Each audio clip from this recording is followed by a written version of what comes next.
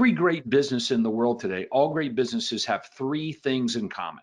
It's great people, great processes, and great USPs. So if you want to be a great business, yes, you're going to have all three of those things working for you. And it's a mission to lean into all of those. Lean into great people. All right, lean into great processes, lean into great USPs, and you keep moving through those, and that's how things end up. All right, let's keep rolling. So this is an onboarding checklist. Okay, people like that. So when you bring on what, an agent or an admin person, how's it? Yeah, admin's a little different than the agent, but yeah, this is just onboard checklist, things we need from the brokerage, things we need from them individually, and then things that we provide, and then all through the weeks. This is just a check off that we have. It's starting to make sense to me.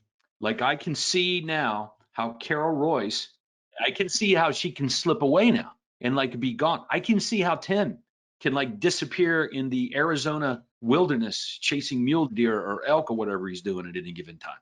I'm telling you, it's because you guys have documented processes and people back in your office know what to do and when to do it. All right, so how many of you have an onboarding system, an onboarding process? Everything starts out as a written, documented, it's a checklist. Like, for example, I'll just pick one. Adding somebody to a phone list, which is the job of the admin when you bring on an OSA. Is that correct? Okay, now, just that one thing on line 7, adding somebody to a phone list, there's a process for that. So each one of these items on this checklist has its own checklist. Now, it might be a single item, but it might be 3, it might be 4, I don't know, but they all have their own documented way of doing it or process for doing that. Did I get that right? And each employee responsible for that, they know this is my job when a new agent comes on or a new admin. This is what I do. And by golly, it gets done. All right, let's take a look then at the outside sales agent training manual, not to be confused with the onboarding checklist. All right, so I'm looking at this thing, information from operations. Tell me what I'm looking at.